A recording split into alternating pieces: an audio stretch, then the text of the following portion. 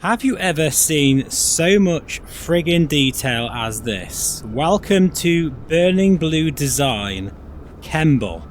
A place I've been in real life many times because I used to fly from here with my pilot friend who's now a commercial pilot, and they were fun days, I tell you that. And to be able to walk around this area and just feel like I'm back here, I think says everything I need to say. Case in point, look at this. There's so much detail on offer here. That is an amazing rendition. The thing about Kemble is it really is a kind of graveyard for many aircraft, and it was always going to be a bit of a tall deal being able to create so many of them in the scenery. But I've got to say, well, you can see here in front of you that the models are fantastic, and in VR, that's just amazing. How big is that? Huge. A life-size 747 in my man cave right now. So cool. And in today's video, we're going to discuss Sim Update 5, the Meganex MKII, among many other things. But really, I could just do this whole video walking around this airfield because it's just littered with details. In fact, what I'll do is I'll put a trailer in right now. This is Practically Geek's official trailer for this airfield, which officially is called Cotswold Airport, but I always know it as Kemble myself.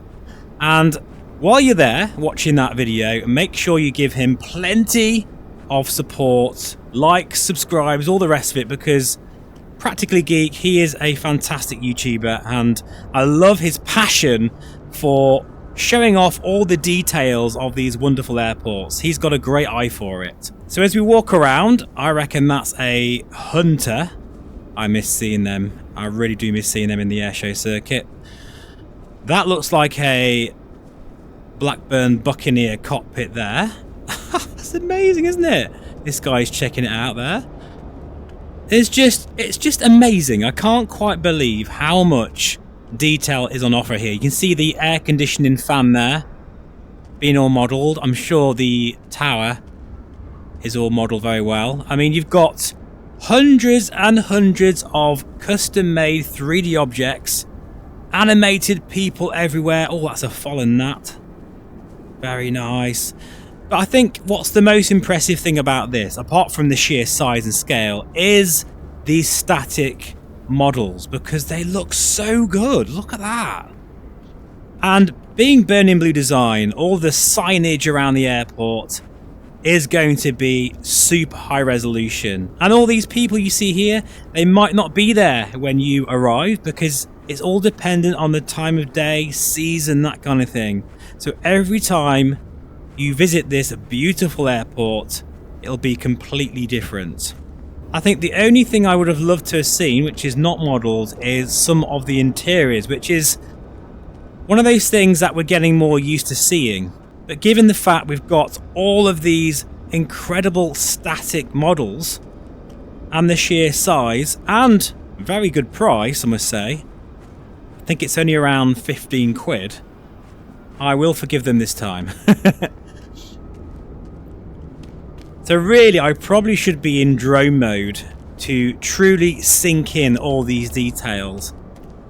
But it's crazy to be back here. I can vouch for the realism of this airport because I've been here, as I say, many times. I used to fly out of Oaksey Airfield.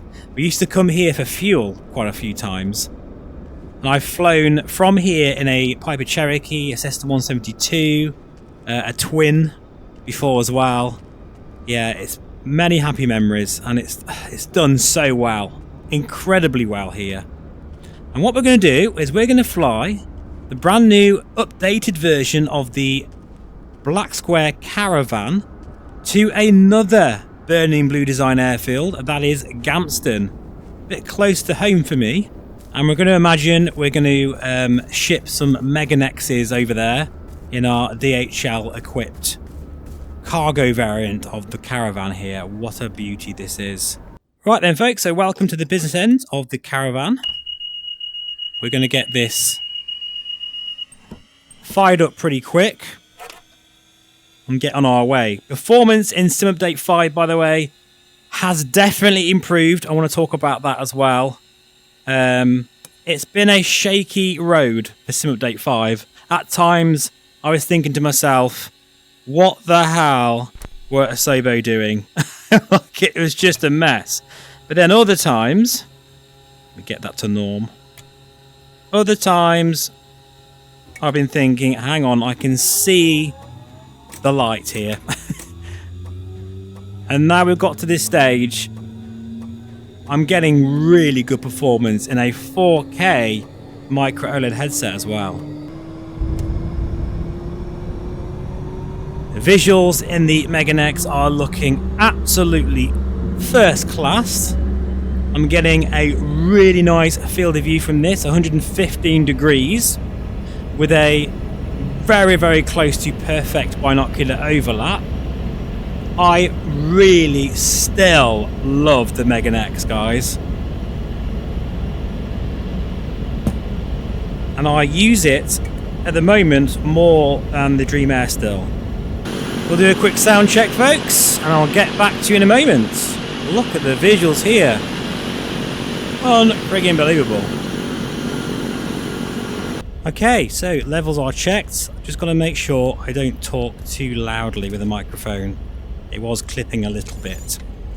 So of course we are in the DOF Reality H4. I mean, that's kind of a given these days, like I said in my review. And all my content with it. This is it now, I'm going to be using this all the time. No, why wouldn't I? It's insane. It truly is an insane piece of kit. Checking the brakes are working. Will be a bit wobbly on the camera there, guys. Sorry, that's because there is some bumps on this taxiway. Just look at the detail. Unbelievable.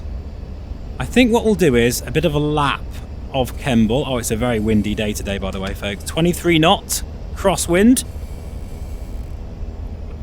Just so you can see it from the air. You don't really need all this runway. It's a big runway here at Kemble.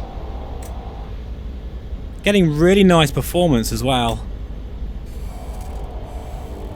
That's one thing I have noticed, and that might be one of the reasons why Burning Blue Design decided not to do an interior, but for a large airport, this is very good on performance. Some of their other offerings can be a little hefty on performance, but this is good. I'm getting 45 frames per second, which I've locked at 90 Hz. The sounds have been hugely improved. They sound even better than they did before. This is an absolute must-have, folks. It really is. The pinnacle of general aviation. Right, just feeling the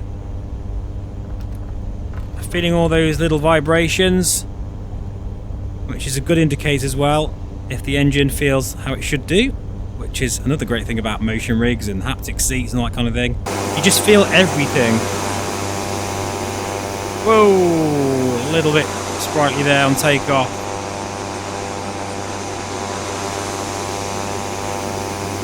Look at that.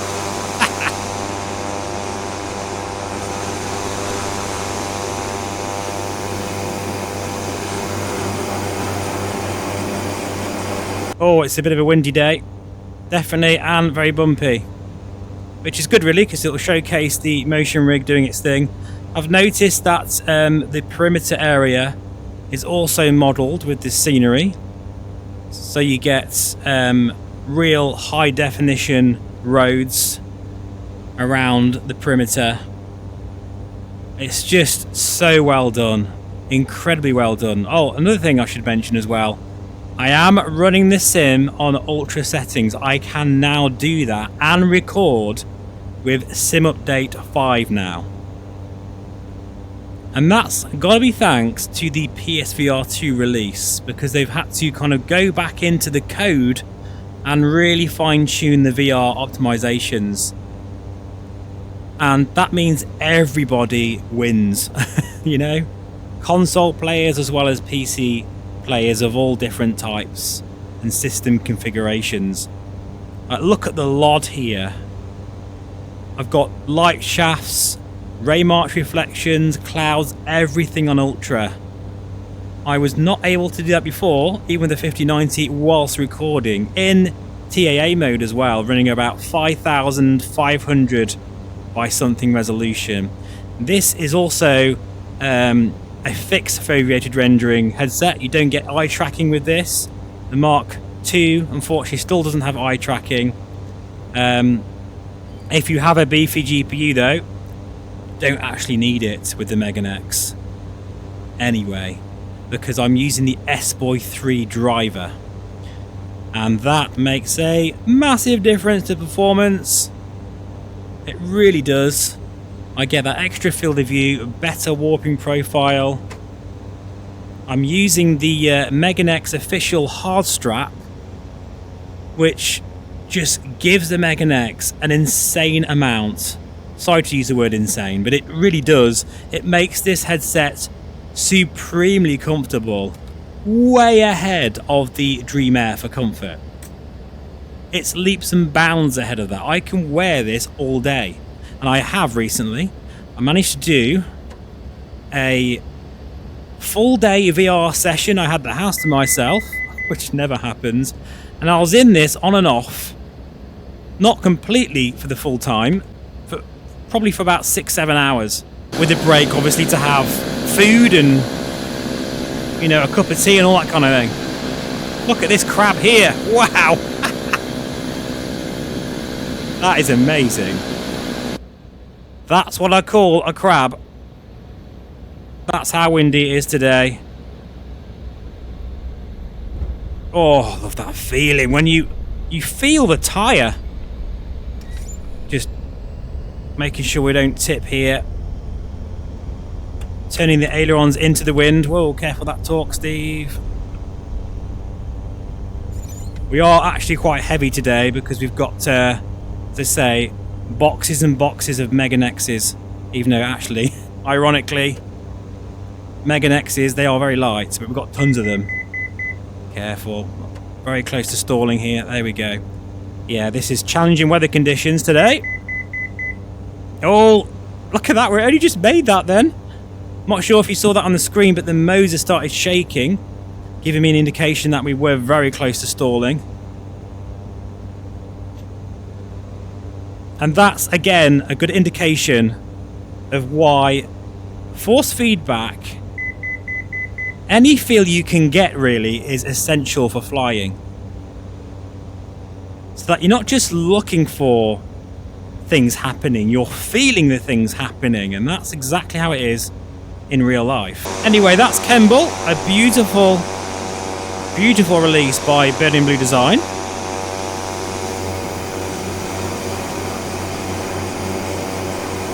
Wow. Oh, this looks good. We're now going to head over to Gamston. And while we are in the cruise, we'll talk about Sim Update 5 a bit more. Some of the huge achievements that Asobo have done. It's a big release for them, this. And the Meganex. And the Caravan Professional. And all things VR, really. But, oh, God. This is so friggin' amazing. Like, the panel in the Meganex, let's start with that, still wows me every single time I use it. And that's because it is a beautiful BOE 4K micro OLED panel. The lenses are not as good in this as the Dream Air, but most things are better in the Meganex for me at the moment anyway. Chiefly the comfort and the build quality. This thing just feels so well made when compared to the Dream Air, which does feel quite cheap for a £2,000 headset. Unfortunately, it does feel quite cheap in places, and there has been a few issues with cracks appearing. Also the stems, some people are hearing like a rattle in the stem from something, a component that's obviously fallen inside the stem of the headset. It's just like, come on folks, Pimax, get your shit together. This is not good. And it's just those things really that just annoy me so much about that headset, because at the end of the day, the Dream Air has the best visuals in VR right now, followed immensely closely by the Meganex, because this is pretty much on par with it. But the Dream Air just has the edge. Those Sony 4K displays do look better. A lot of that is down to the lenses themselves, you know. And of course it has eye tracking, which is really, it works perfectly well with our headset. But just something keeps me coming back to this headset, and it has been for a long time now. I love the flip up mechanism. This here, I'll just show you now. So I can do this. Hello. Sorry, I know it looks shit on the camera, on the recording, but that means I can have a cup of tea, or I can check my dogs are okay, or have a chat to Melissa, whatever, you know. It's very good like that. And that little flip up mechanism, just for me, is very convenient. It means I can keep the headset on. And even though the Meganex at launch had quite a warpy display, I'm so glad that it's got to this point now where it's very comfortable on the eyes, especially with that binocular overlap. And wow. So now I'm feeling quite a bit of heave here. Quite a bit of heave. Going up and down in the motion rig, which it just feels so realistic. It really does. That's exactly how it is in the real thing. Unbelievable. So I think one of the big deals about Sim Update 5 for me is Asobo has finally cracked it with this annoying foveated box when you're in cloud, and this is the perfect opportunity right now to go into some cloud to show you what I mean, because even with a fixed foveated rendering headset, you'll see the box outline. I've currently got it set to actually 50 in this case, just because I don't want it to look too janky on the recording. But you can now rein that right in to 30, 35, and you won't see that box when going through cloud, which I'm going to try and demonstrate here in a minute. Admittedly, there are some scenarios where you'll still notice the foveated region box, especially on in the sea or when you're looking at a lake. Sometimes it can be shown, but you know, you can't get it completely perfect. It's even like that in DCS World. But look at this, like we're in a bit of cloud lay here. Oh, this looks absolutely immense, folks. Wow.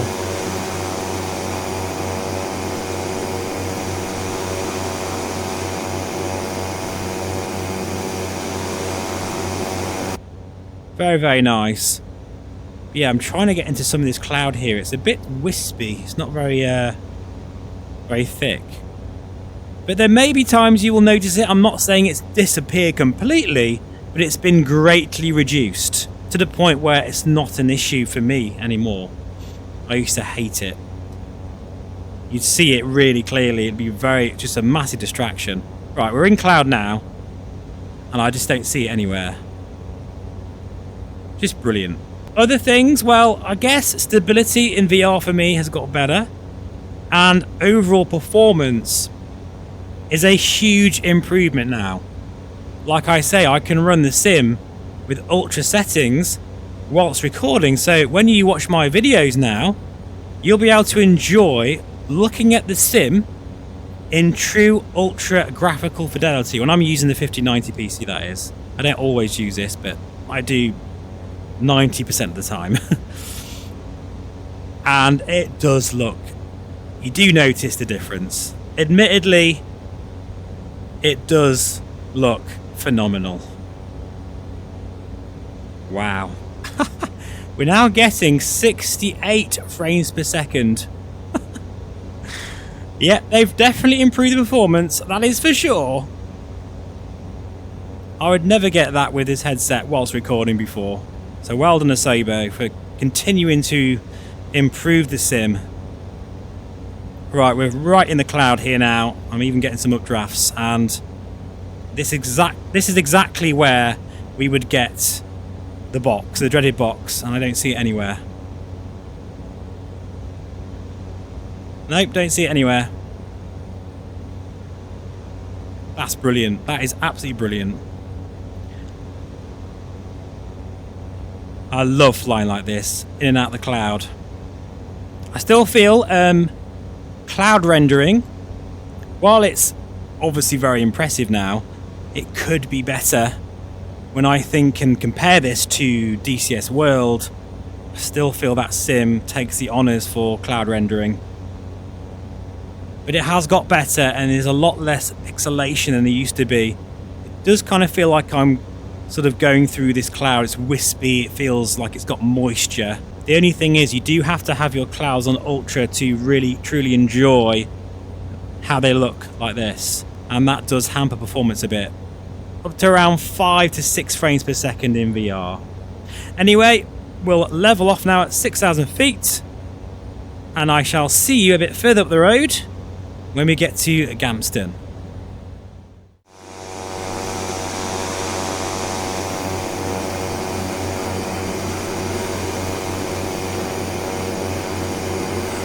Oh, she's a beauty, isn't she? This Caravan, absolutely stunning. I love the sounds. I would highly recommend as well getting the float plane variant, because it's just, oh, the sounds as you hit the waves have also been improved, and it's just that extra polish on the polish that only Black Square can really do very well. Genuinely, I personally feel free to disagree with me here, that Black Square are the #1 top leader for general aviation aircraft. I personally feel they're just tipping A2A right now. For a few reasons. One, I just love the audio and texture work of the Black Square aircraft more. Oh, felt a bit of a drop there. That was cool. Oh yeah, we're getting some turbulence now. Interesting. But also just the sheer amount of variety of aircraft now available from Black Square. They seem to be able to churn them out quicker, and that's, you know, without sacrificing quality. So yeah, it's been a very pleasant flight in the Meganex. This is the Mark II, by the way. I haven't mentioned that. Hopefully you should be able to now start ordering your Mark IIs anytime now, and if you do have a Mark I, you can swap it in for a Mark II for around, is it £350 or £400, around that sort of figure.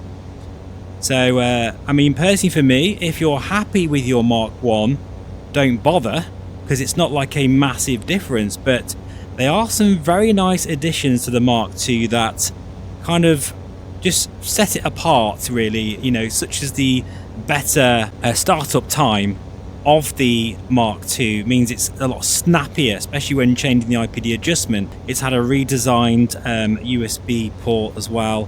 I've got a full review of the Mark II with all those things, and I think overall it is a very nice addition, especially the extra nose area here. I've got a large nose, really quite a fat nose, and this is more comfortable. It means I can get closer to the lens as well and get a wider field of view. So all those little sort of minor tweaks kind of build up to be a big deal with this headset, and I still friggin' love the Meganex. And you know, it's down to personal preference at the end of the day. It's not, you know, any one thing that makes this such an enjoyable headset for me. I think it's just a combination of the comfort, the flip-up design, the just the quality of it, the comfort, you know, the field of view. I just really do gel really well with this headset, more than many others. Anyway, we're about 2 minutes away from Gamston. It's starting to get a bit bouncy, as you've just seen here. We are a little bit unbalanced here with the fuel, but it's too late now. We should have them both on for approach. Landing light now coming on. Because it is a bit bumpy, we'll put the fuel pump on and the ignition on as well. Pitot heat can stay on. We'll put the inertial separator on. That means the torque will now fall down a bit here, and the ITT will also rise. So yeah, look at the wind here, folks. 26 knots. So we'll see how this goes. But yeah, this is another new, or fairly new, Burning Blue design airfield, Gamston. Again, I'm going to stick in Practically Geek's trailer, hope he doesn't mind. He is quite a unique channel in the sense that he showcases every single detail of these airports. I mean, I used to think I was obsessed with him, but he takes it to an entirely new level. And he'll do regular live streams as well, and they're very entertaining. I'd highly recommend checking them out. As you can see from this beautiful trailer which he's made, it is a stunning rendition of Gamston. Another place I have been to in real life and landed at, and let me tell you, I can vouch for its realism without a doubt. It's superb. Right then, so prop fully forward, condition lever fully forward. We're now going to go into the flap range here. First degree of flap, trimming out the forces, and we'll do a base to land. Here we go then. It's quite a thin runway at Gamston, but paved. We are a little bit quick, but I don't mind that so much considering we've got some turbulence and some wind gusts here to contend with. And plenty of runway here as well. We are so spoilt with beautiful UK airfields thanks to Burning Blue design. And Mike, Adam, if you're listening to this, thank you so much for your passion to create them with such detail. Bit long here, that's fine. Doing it from the outside view just to try and make it a bit more entertaining. Oh, look at that. Absolutely fantastic. Straight into beta range. Welcome to Gamston. And you know, it just spoils you rotten because I just spend all my time in the sim going between all these Burning Blue design airfields.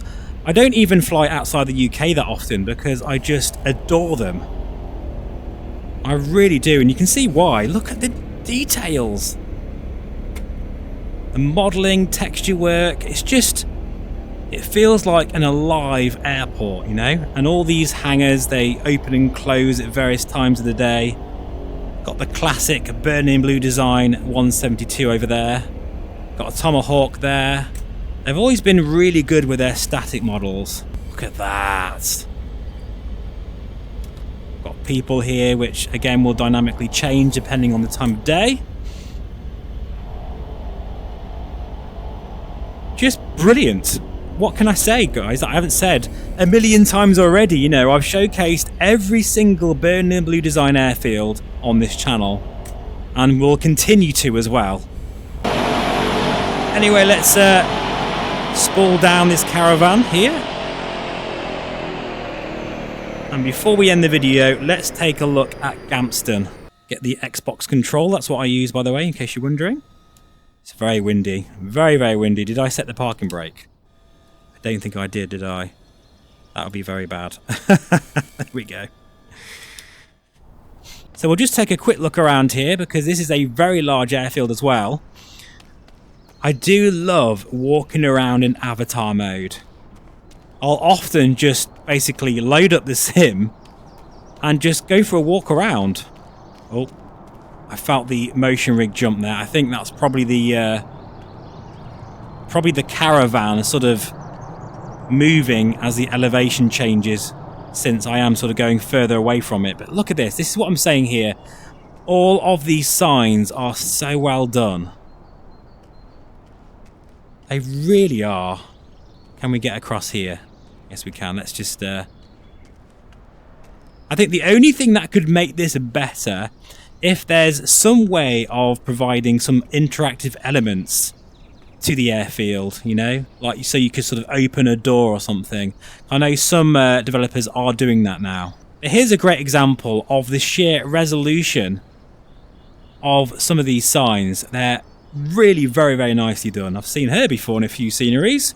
What the hell is this guy doing? Are they having an argument there? I have no idea, but nice touch. And you literally can just turn this flight sim into a... What would this even be? A walking simulator or, you know, airport simulator? I just don't know, but it suddenly transformed into something completely different. There's the DPD van. We often see them in the scenery.